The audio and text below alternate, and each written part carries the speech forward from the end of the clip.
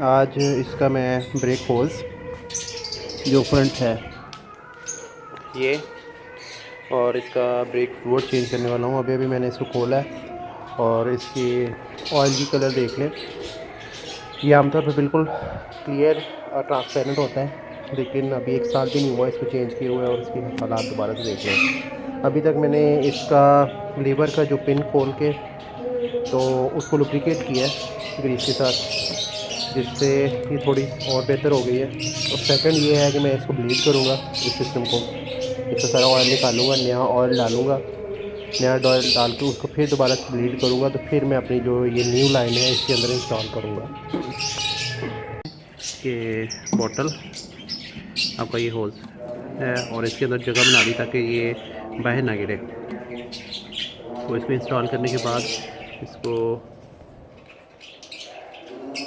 इस पॉइंट पे अटैच करेंगे हम, लेकिन इसके साथ 8 mm का स्पैनर हमें लगाना पड़ेगा।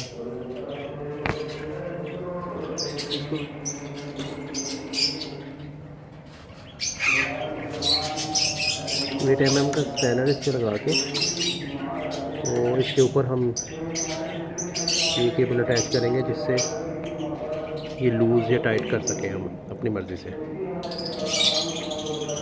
खोल के तो आपने बस इसको हल्का सा पंप करना है, ऐसा स्लो स्लो, जिससे ये लेवल खुद ही नीचे जाता जाएगा। इसका ख्याल रखना है कि ये खाली ना हो। अगर आप इसको ब्लीड करके दोबारा नया ऑयल डाल के तो इसको साफ़ सिस्टम को करना चाह रहे हैं, तो इसमें आप नया ऑयल डालें और इसको थोड़ी देर तक ऐसे निकालते रहें, ताकि ये वाला हिस्सा भी जो है, जितना ऑयल है, ये भी साथ में गंद वगैरह निकल जाए। न्यू ऑयल कलर देखें आप कितना ट्रांसपेरेंट है।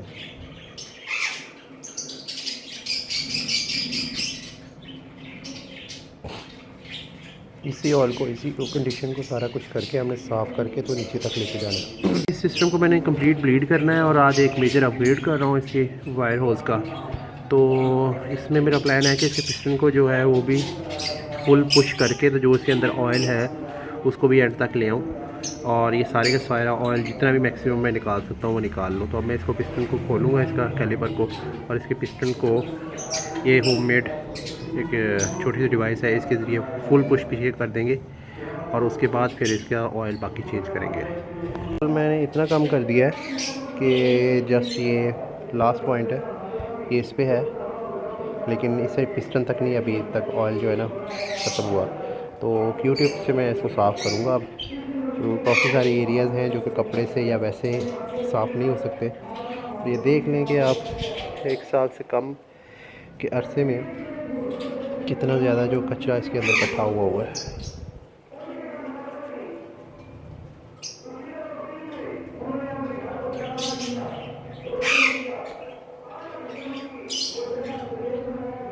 इसको मैं साफ़ करके आपको दिखाता हूँ कि फ़ाइनल रिज़ल्ट क्या था। काफ़ी हद तक साफ़ हो गया है। इसको मैं रीफ़िल करता हूँ और जो ऑयल नीचे चला गया है उसको साफ़ करता हूँ। Q-टिप की हालत आप देख लें, जितना मैक्सिमम कचरा इससे इकट्ठा हो सकता था वो मैंने कर लिया है।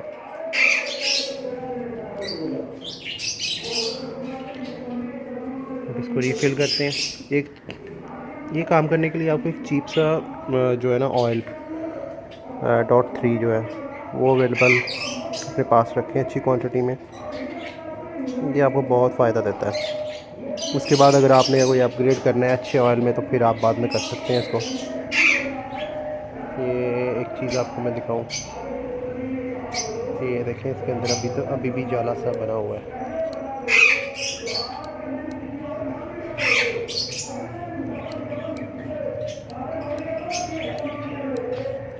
सारा ऑयल और कचरा जो है हमने बाहर निकालना है।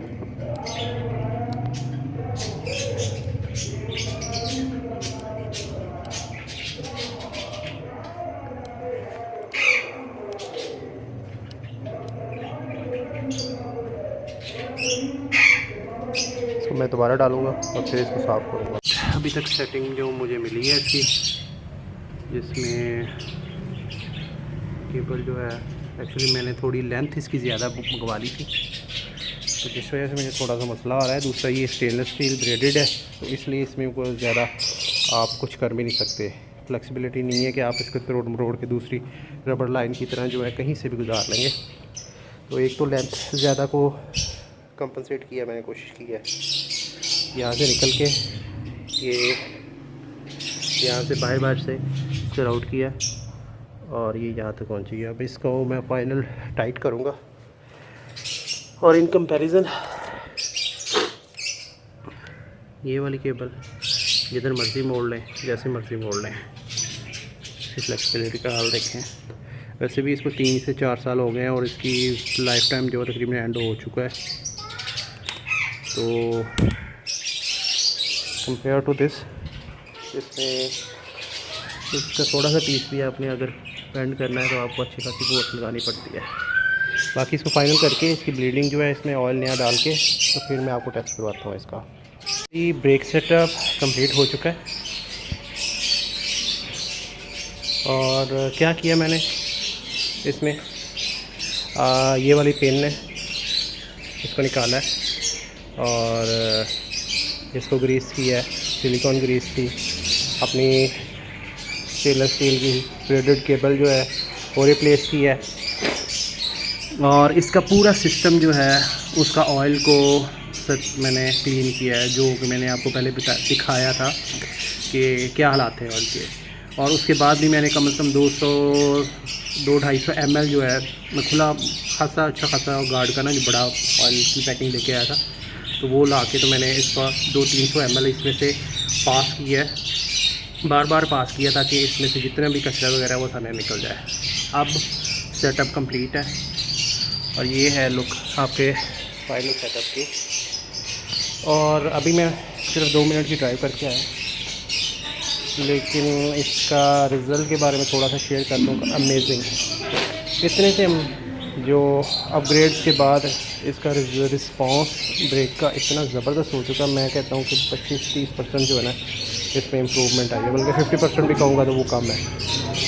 तो बाकी लॉन्ग टूर पे अभी मैं इसको एडजस्ट करूँगा, फिर आपको टेस्ट करके बताऊँगा। अब 2 फिंगर 3 फिंगर पे भी पहले बहुत ज़्यादा ज़ोर लगता था तो बाइक रुकती थी, लेकिन अब 2 फिंगर पे भी जो है वो इसका फ्रंट व्हील जो है वो थोड़ा जाम होना शुरू हो गया है विदाउट मिनिमम या मैक्सिमम फोर्स, थोड़ी सी फोर्स के साथ ये काम हो रहा है। यानी कि मैं बहुत सेटिस्फाई हूँ। अगर किसी ने अपग्रेड करना है इसको तो करके देखे। बाकी फ़ाइनल रिव्यू जो मैं लॉन्ग टूर पे इसका दूँगा। टोटल ख़र्चा कितना आया है, फ़ाइनल ये चीज़ रह गई है।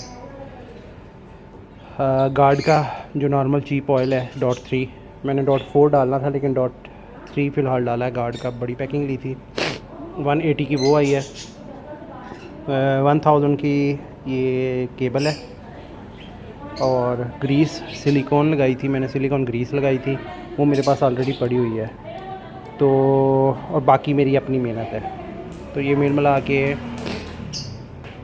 1180 रुपये लगे हैं, ये 1200 लगा लें, 1200 लगा लें।